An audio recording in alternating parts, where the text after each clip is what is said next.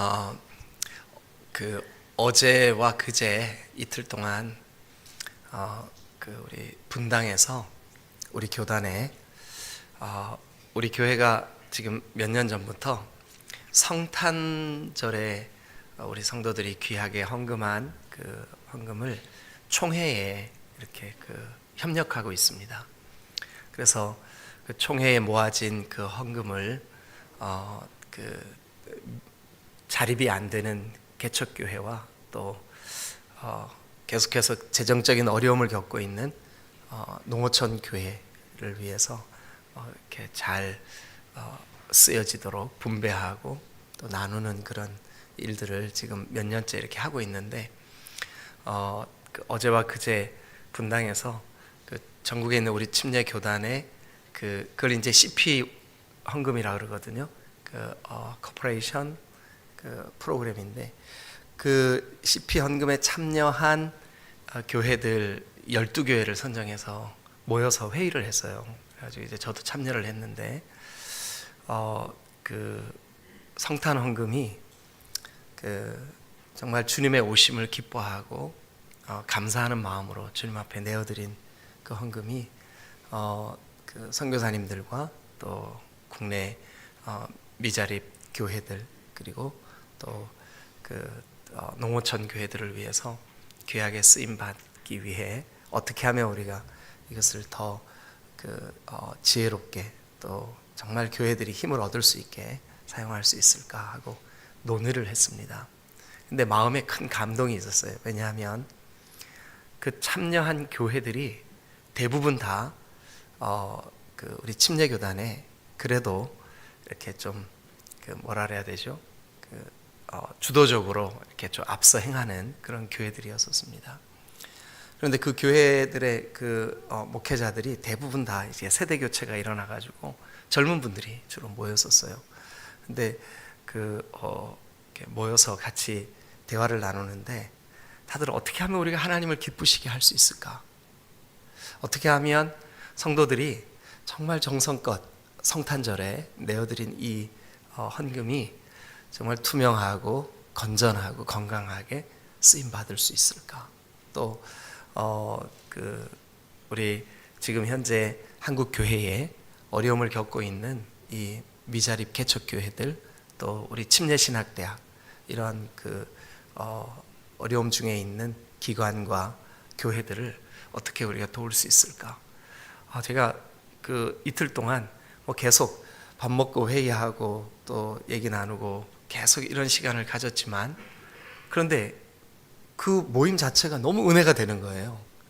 그래서 이렇게 늘사랑교회 목사님이랑 같이 한 차로 다녀왔는데 그 목사님도 오고 가면서 같이 얘기하기를 이제 그분도 20년 동안이나 미국에서 목회하다가 늘사랑교회가 청빙해서 이제 온 지 1년도 채 안 됐거든요.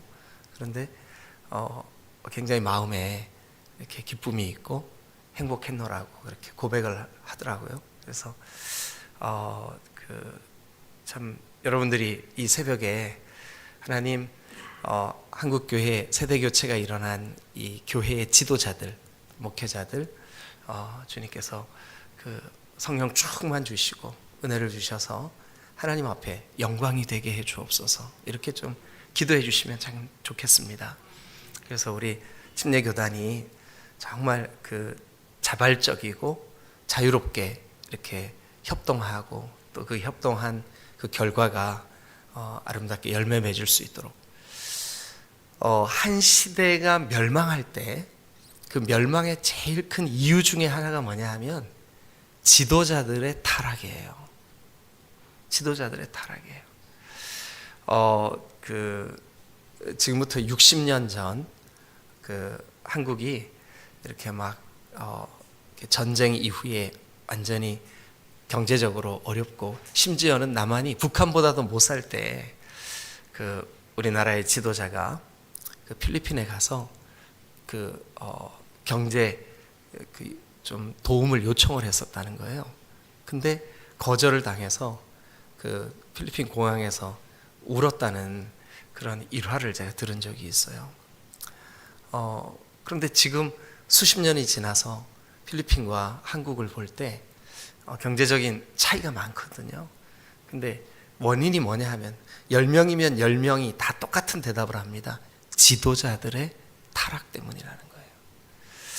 여러분, 미가 2장은 이제 여러분들에게 반복해서 여러 번 말씀드렸습니다. 이 미가는 1장 1절을 보니까 그 시기가, 이 미가가 기록된 시기, 미가 선지자가 주님 같은 분이 누굴꼬, 이름의 뜻이 그렇다고요. 우리 주님 같으신 분이 도대체 어디 있는고. 그러니까 이 미가의 이름이 그래요. 그런데 그런 이름을 가지고 그런 사역을 하는 이 미가 선지자가 이제 2장에서 제가 그 서두에 그렇게 말씀드렸죠. 들으라 쉐마 이렇게 시작하는 3편의 짧지 않은 설교로 이 미가서가 구성되어 있다고요. 그런데 1장과 함께 2장은 그 첫 번 설교의 내용이에요. 그런데 1장은 하나님께 범죄한 백성들의 모습, 하나님과의 관계 속에서 타락하고 범죄하고 우상숭배하고 번영주의 신학에, 그래서 그 시대 여로보암 2세 때 북이스라엘 같은 경우는 재정적으로나 군사적으로나 부강해졌는데 그 부가 목적이 되어서 신앙생활을 했던, 그게 이제 타락이라고 그렇게 규정하면서 미가 선지자가 하나님으로부터 말씀을 받아 책망을 하고 있었습니다. 근데 오늘 2장은 그 지도자들이 백성들을 향하여 타락한 모습, 그것을 안타까워하는 장면이 바로 2장입니다. 2장. 그런데 이 2장은 크게 이렇게 구성되어 있습니다. 1절부터 11절까지 말씀은 그 죄를 고발하는 형태로 되어 있어요. 지도자들이 정말 선을 도모하고 정말 그 어렵고 고통스러운 사람들을 어떻게 우리가 도울고, 여기에 관심을 가지고 그렇게 해야 되는데, 반대로 어떻게 하면 우리가 그들을 착취하고 그들에게서 이렇게 뭐라 그럴까요? 그들을 압제하고 그렇게 할까? 이것을 생각하고 그것을 연구하고, 하나님이 그것을 미가 선지자를 통해서 다 고발하는 거예요. 드러내는 거예요. 그래서 백성들에게 그것을 선포하면서 안타까워하는 거예요. 그러면서 거기서 끝나지 않는다 하면서, 여러분 나중에 한번 넘겨볼까요? 일단 12절 13절 이것이 미가서 첫 번 설교의 뭐라 할까요? 12절 13절은 결론이라고 하기에는 좀 그렇고, 뭐라 그러냐 하면 희망이에요. 희망, 소망. 그런데 그 소망의 내용이 뭐냐 하면, 자 12절 13절을 먼저 하고 1절부터 11절을 좀 정리를 한번 해볼게요. 자 12절 13절을 같이 한번 읽어보겠습니다. 시작. 야곱아, 내가 반드시 너희 무리를 다 모으며 내가 반드시 이스라엘의 남은 자를 모으고. 자, 그러면 거기 지금 읽으신 부분까지만 요약하면 뭐예요? 반드시 너희를 모으고 남은 자들을 모아서 그들을 회복시켜 주겠다, 이거예요. 여러분, 우리가 정말 악하고 어두운 시대를 살고 있다 할지라도 끝까지 믿음을 붙잡고 하나님을 경외하고 하나님을 사모하는 저와 여러분들이 되어야 될 줄로 믿습니다. 할렐루야, 할렐루야. 여기 지금 12절 13절에 대한 그 이야기를 조금 더 말씀을 드리고 앞으로 나아가면 좋겠습니다. 어제 그 모임 가운데 그 지구촌 교회에 최성은 목사님이 얼굴이 빨개가지고 몸살 막 기침을 하면서 거기 회의에 참석을 했어요. 그래서 왜 이렇게 피곤해 보이냐고 그랬더니 인도에 단기 선교를 다녀왔대요.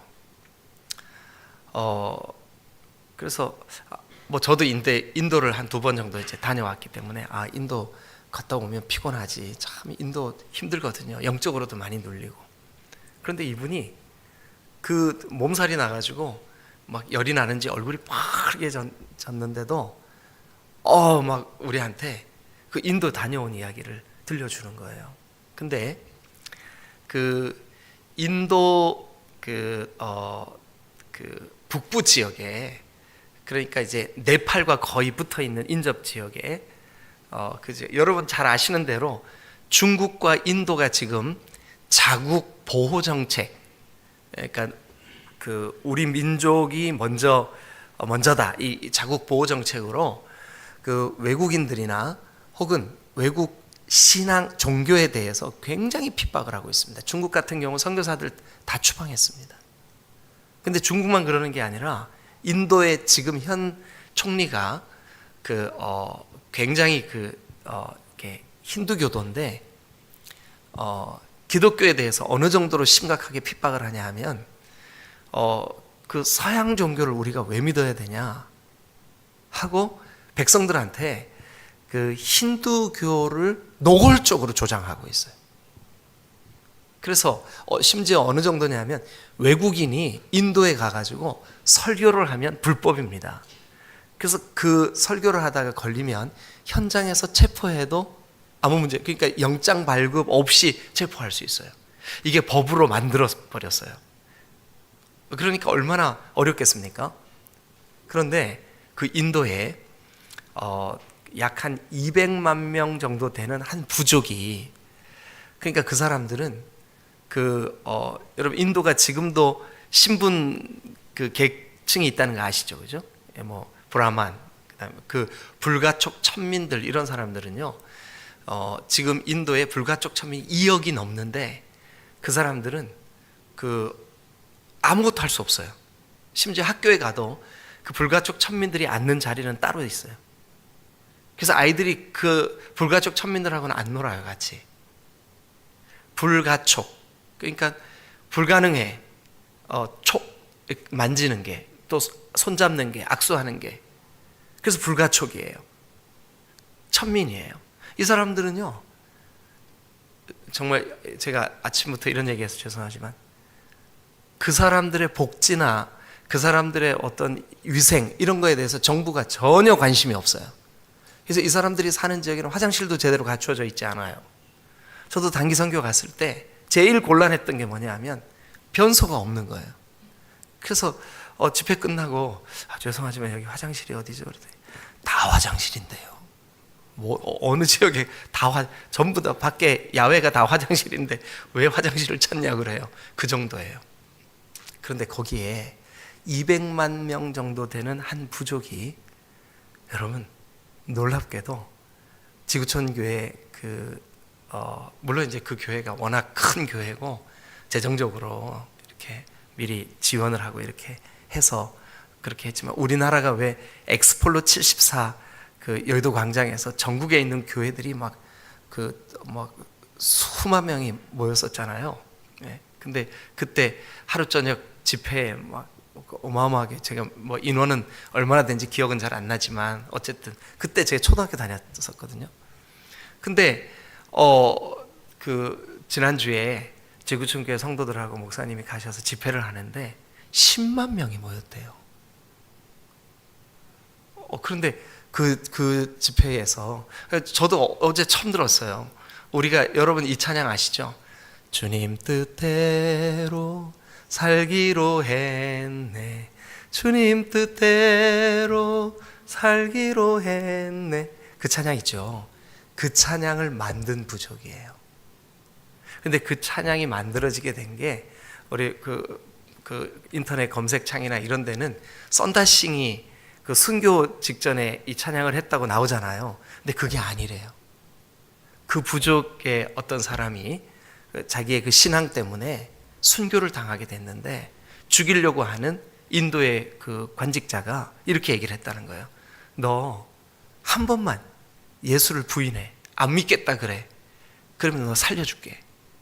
그런데 이 사람이 뒤돌아서지 않겠네, 이게 인도 말로 이 신앙을 내가 포기하지 않겠네, 이 믿음을 내가 저버리지 않겠네, 그러면서 죽어갔다는 거예요.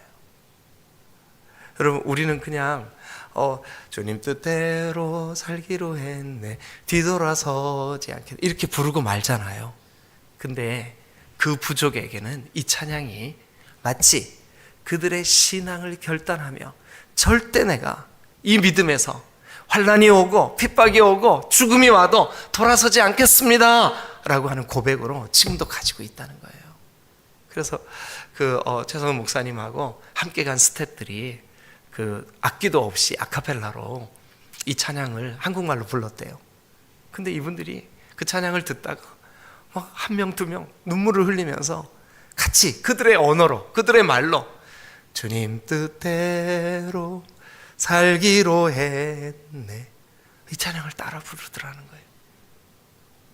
그 정부는, 고위관직자들은, 지도자들은 기독교를 배척하고 이 복음을 막 핍박하고, 그렇지만 그들이 가난하고 또 정말 삶이 퍽퍽하지만 그들 속에 있는 이 믿음을 버리지 않기로, 여러분, 이 미가 선지자가 하나님 앞에 하나님의 말씀을 받아 설교를 하고 있는데 그 하나님께서 주시는 감동에 그들의 그 지도자들의 타락, 지도자들의 탐욕, 지도자들의 우상숭배, 지도자들의 기복신앙, 그런 것 때문에 너무 가슴 아파가지고 막 메시지를 전한 결론 부분에서 하나님이 미가 선지자에게 뭐를 깨닫게 하냐 하면, 미가야, 그러나 이 시대가 타락하고 이 시대가 어려움을 겪고 있고 하지만, 그러나 나는 너희들 가운데 남은 자를 다 모아서 결국 하나님께로 돌아오게 할 거야.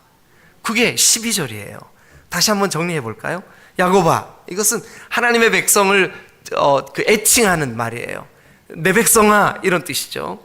내가 반드시, 여기 반드시라고 하는 말이 2번 반복됐는데 히브리어로는 거기에 강조형 접속사가 붙어 있어요. 내가 반드시, 우리 번역성경 야곱아, 내가 반드시 너희 무리를 다 모으며 하나님의 통치를 받고 하나님의 다스림을 받기 위하여 하나님 앞에 거룩하게 구별된 내 백성을 다 모으며 내가 반드시 이스라엘의 남은 자, 렘넌트. 근데 이 남은 자는 뭐냐 하면 신앙 지키려고 타락하는 그 시대에 타락하는 그 지도자들과 같지 아니한 가치관을 가지고 믿음으로 하나님을 바르게 복음 안에서, 여러분, 그렇게 주님을 사모할 그 남은 자, 그들을 내가 다 모으고 그들을 한 처소에 두기를 보스라의 양같이 하며 초장의 양떼같이 하리니,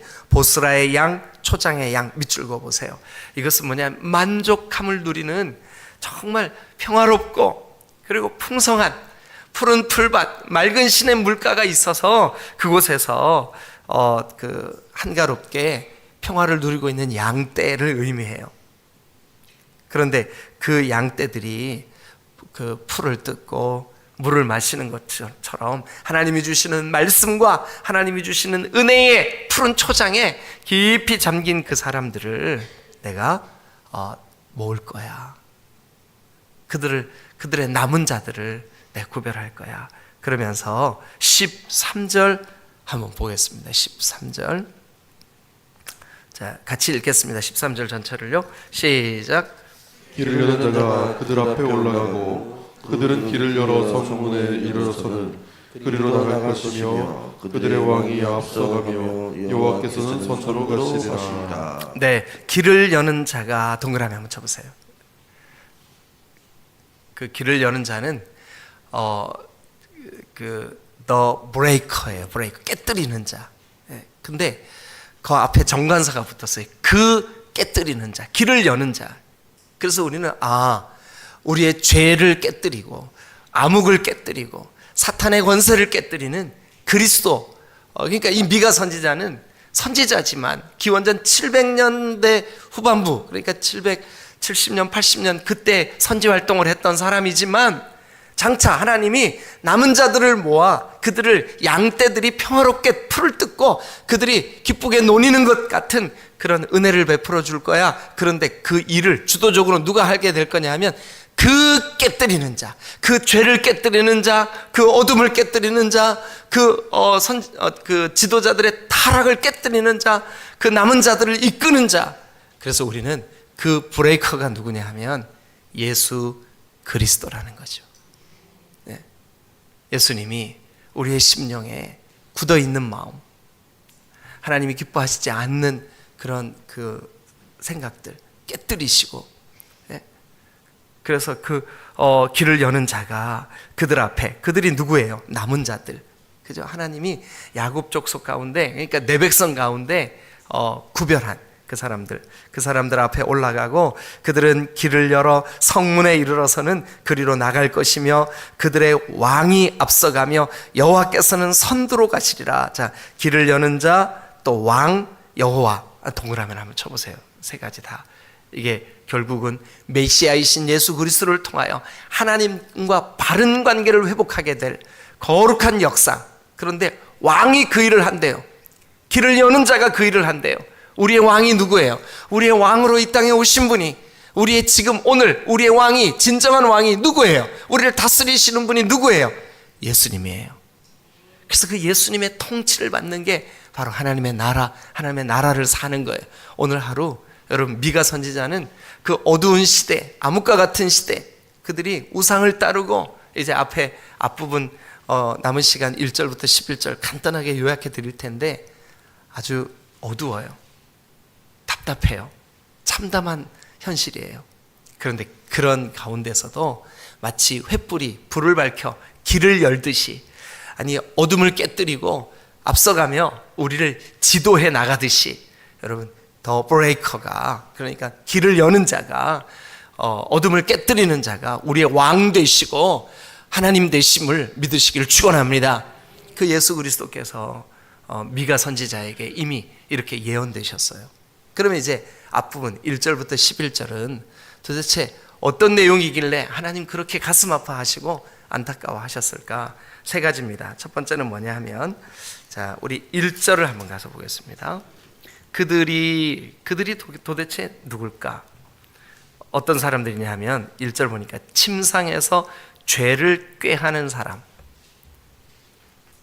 악을 꾸미고 날이 밝으면 그 손에 힘이 있기 때문에 그것을 행하는 자. 자, 정리하면 이거예요. 침상에서, 여러분, 침상은 뭐 하는 곳이에요? 잠자는 곳이잖아요. 침대잖아요. 그죠? 여러분, 우리가 주로 보통 사람들, 우리가 정말 예수님을 사랑하는 사람들은 잠자리에 들 때 뭐 해요? 기도하죠. 하나님, 오늘 하루 혹시 제가 모르고 죄 지은 거 있으면 용서해 주세요. 뭐 대부분의 경우에 용서해 주세요까지 다 못하고 잠이 들지만, 여러분은 안 그러세요? 저는 어제 저녁 누워서 기도하려고 하나님 하고 그 다음에 기억이 하나도 안 나요. 잠들었어요. 하나님이라는 마지막 그 부름을 하기 전에 잠들어 버린 것 같아요. 대부분 사람들이 그래야 정상 아닌가요? 그런데 아니 그 침상에서 잠들기 전에 내일은 어떤 죄를 짓까? 어떤 그 나쁜 일을 좀 한번 해볼까? 본인은 나쁘다고도 생각 안 하겠죠, 그죠? 예. 그런데 여기 보니까 침상에서 죄를 꾀한다라고 하는 말은 뭐냐 하면 도모한다, 생각해낸다, 이런 뜻이에요. 예. 그러면서 악을 꾸미고 날이 밝기 전에 그 침상에서 꾀했던, 꾸몄던 그 악을 실행에 옮기는 그 사람들. 여러분, 그런데 그 시대에 그런 사람들이 지도자들이었었어요. 그런 사람들이 2절 보세요. 자, 2절 다 같이 한번 읽겠습니다. 시작. 밧줄을 탐하여 빼앗고 십줄을 탐하여 저지하니 그들이 남자와 그의 집과 사람과 그의 사람을 강탈하더라. 여러분, 그 열왕기 아합 왕의 때에 그 아합 왕이 그 별장처럼 이용하는 그 어느 지역에 그 아합 왕의 별장 앞에 보니까 나봇이라고 하는 사람이 포도원을 가지고 있는데 너무 탐스러운 거예요. 농사도 잘 되고. 그래서 아합이 저거를 뺏고 싶은데 저게 그 각 지파, 각 집안별로 제비뽑기를 할 때 하나님이 주신 땅이란 말이에요. 그래서 저것을 어떻게 뺐을까? 근데 악한 여인 그 아합 왕의 아내, 그 우리나라 사람들이 이씨들이 다 착한데, 그죠? 예, 이씨들 치고 나쁜 사람 별로 없잖아요, 그죠? 예, 근데 이씨들이 다 좋은데 그 이스라엘의 이 씨들은 좀 안 좋은가 봐요. 이 뭐더라? 여러분 감사합니다. 알려주셔서. 세벨이. 이세벨이 자기 남편한테 가서 뭐라 그러냐면, 아니 왕이 뭐 그깟 것 가지고 고민하냐고, 뺏어버리라고. 여러분 그래가지고요, 이 이세벨과 아합이 악을 꾀했는데, 그게 뭐냐 하면 동네 사람들 몇 사람을 돈으로 매수를 해서 거짓 증언하게 해요. 그래서 이 나봇을 모함해가지고 돌로 쳐 죽여버립니다. 그리고 그 포도원을 자기 거를 만들어버려요. 누가요? 아합 왕이. 누구랑 꾀를 도모했다고요? 이세벨이랑. 그럼 미가 선지자가 예언 활동을 할 때 이 사건은 이스라엘 백성들에게 파다하게 다 소문이 나서 알고 있는 내용이에요.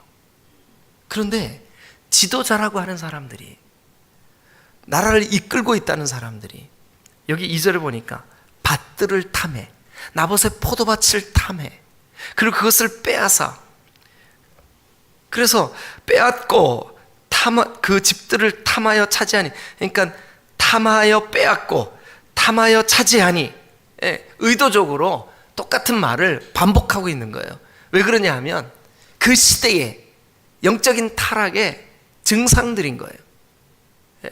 물질에 아주 그들의, 그러니까 물질이 부유해지는 것을 복으로 여기는 시대, 안타까운 시대죠. 참된 복은 하나님과의 바른 관계 안에 있는 줄로 믿습니다. 하나님을 바르게 예배하고 하나님을 바르게 깨닫고, 여러분 그렇게 하나님을 바르게 예배하고 바르게 깨달은 사람에게 하나님이 물질의 복을 주실 수 있고, 혹 물질의 복을 주시지 않는다 할지라도, 그리 아니하실지라도 하나님을 온전히 예배하겠습니다. 이게 진짜 복인 줄로 믿습니다.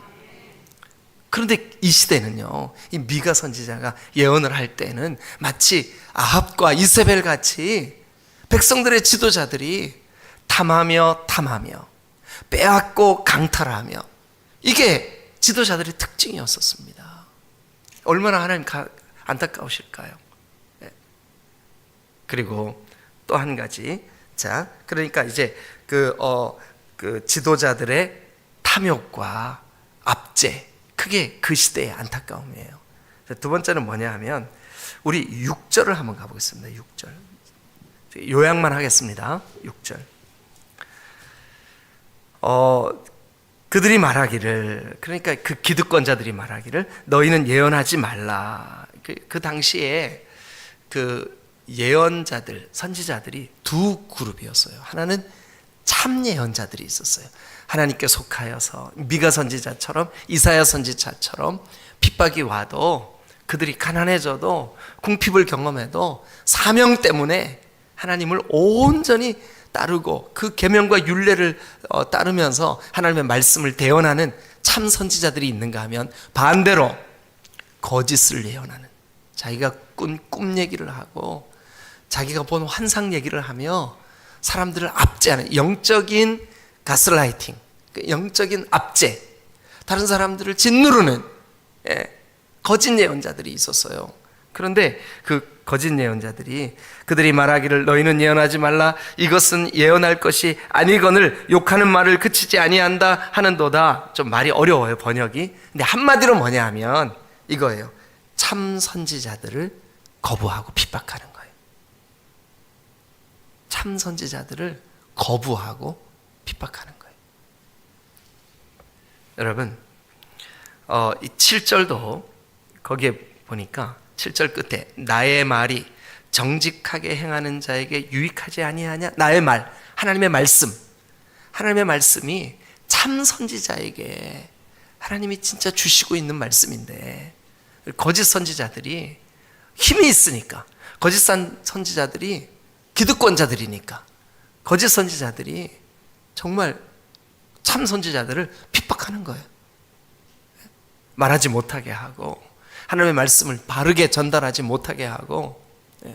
그래서 여러분, 이 미가 선지자가 그 시대에 참 선지자들을 거부하는 그 시대 풍조를 하나님 앞에 고발하고 있어요. 그 다음에 이제 그 한 가지 더 11절 자, 같이 읽겠습니다. 시작.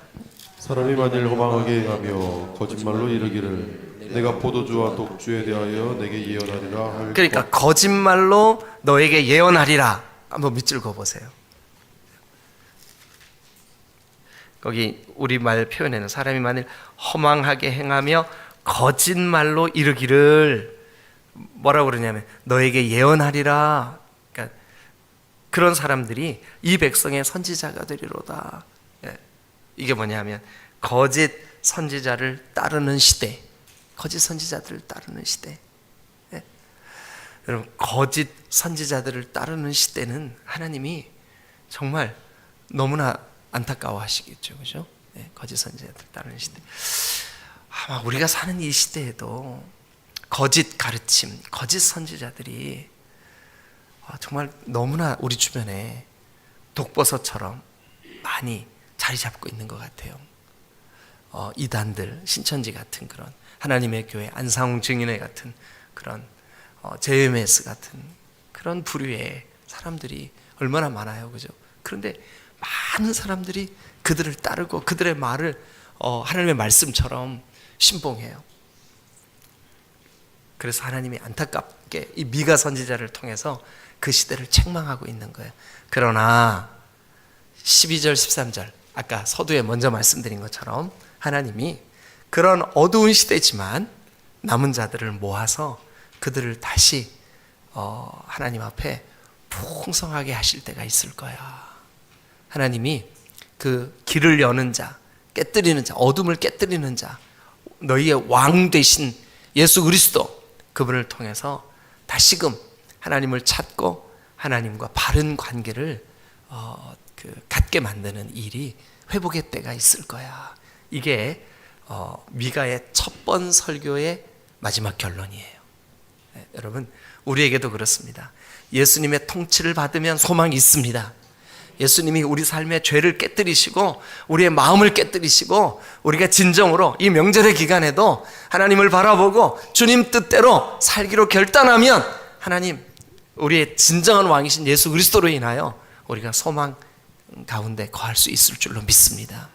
이렇게 믿음으로 승리하는 복된 여러분들의 명절이 되시기를 주님의 이름으로 축원합니다. 할렐루야. 기도하시겠습니다.